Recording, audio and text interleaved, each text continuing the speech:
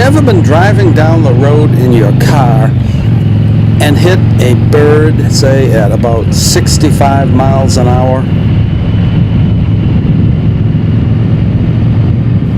It sounds like your windshield has been hit by a 10-pound bag of sand.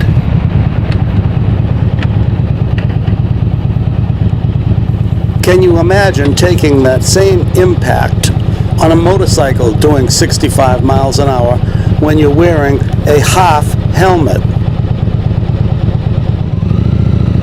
I would definitely not want to try that. My personal favorite helmet is the open face helmet with a shield.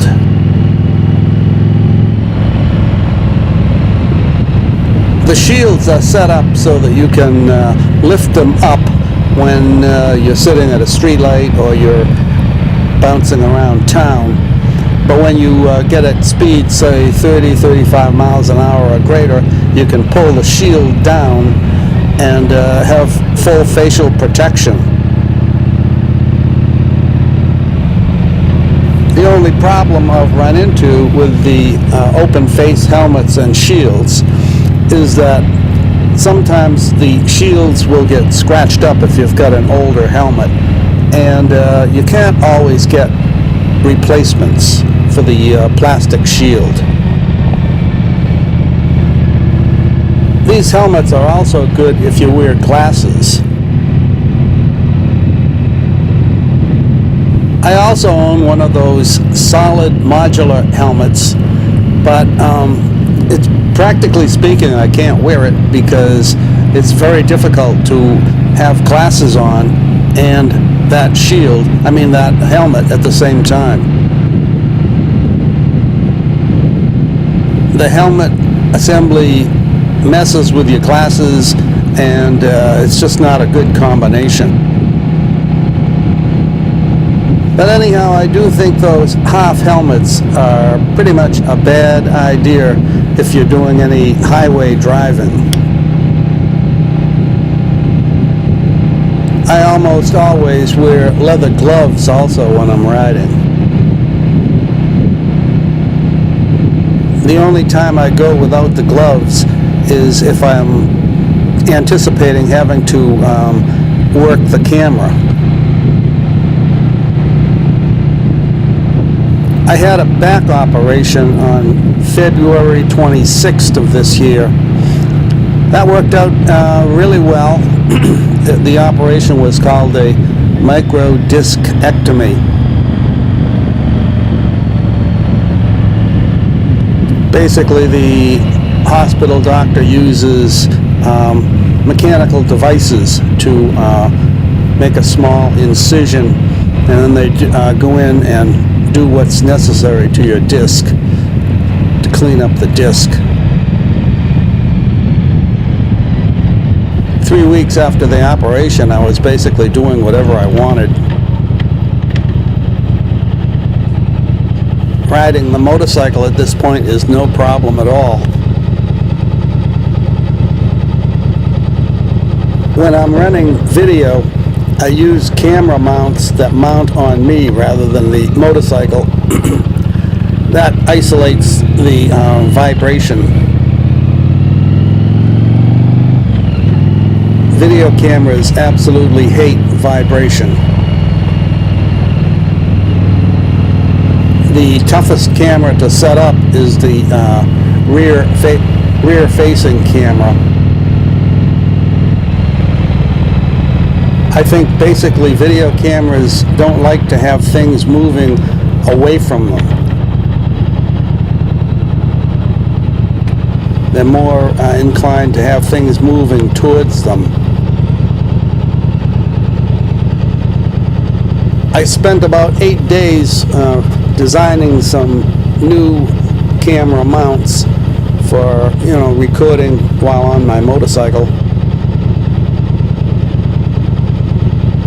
The mounts are made out of 3/4 inch PVC pipe and wood. I had never worked with PVC pipe before, but I can see it's going to have a lot of uses. Its strength is good, its flexibility when you heat it up is good, and there's at least a dozen different type connections that you can use to get your different angles and your different setups. I'm looking forward to going out on some group charity type rides this year. Group rides are a lot of fun to shoot because there's so many interesting people and motorcycles and things going on. But it's a lot of work.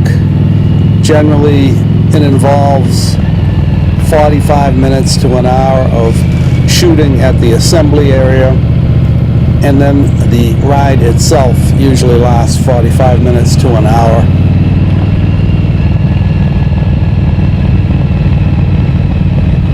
The cameras that I use have their own built-in batteries, but those batteries only last about 45 to 50 minutes. I use auxiliary batteries, and these batteries are big enough so that they could probably run the cameras for 7 or 8 hours continuously.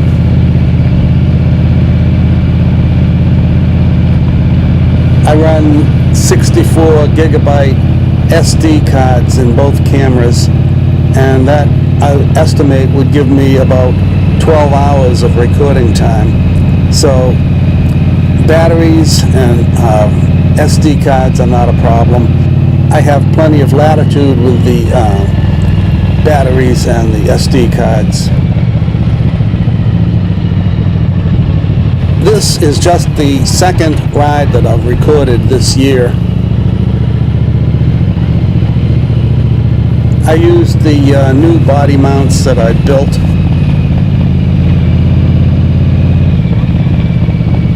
The only adjustment I'm going to make at this point is I'm going to lift the front camera up a little bit higher so that it's looking over the clocks more than through the clocks.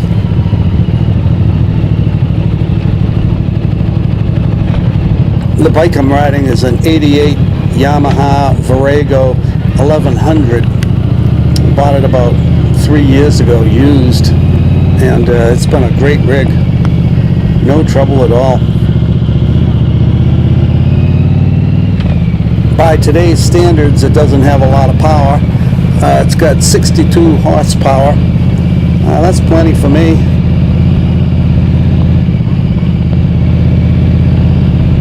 I'm sure the rig would break 100 miles an hour if I wanted it to, but I don't. I keep it lubed up with that Mobil 1 oil. So far, so good. For my money, you just can't beat these Japanese bikes.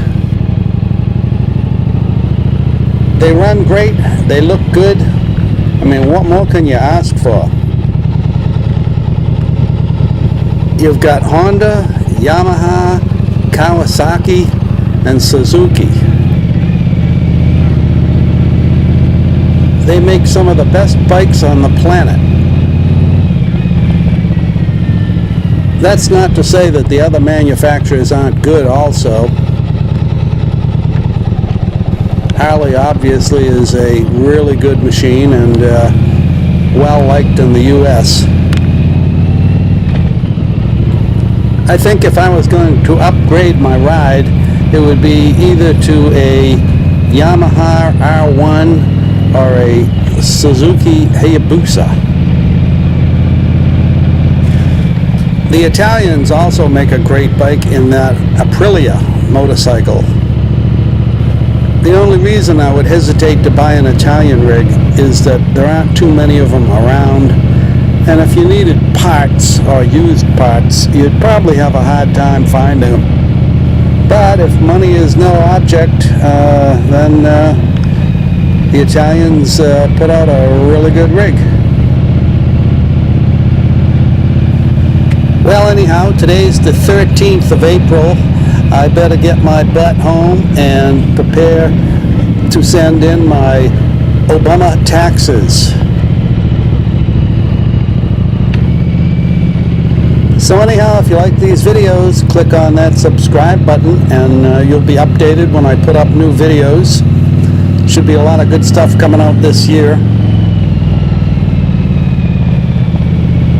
If you're not in too much of a hurry, click on that little old thumbs up like button. That would be appreciated. Well, anyhow, keep the rubber side down, stay safe out there. Remember, there's danger everywhere. And also, remember, I'll be back.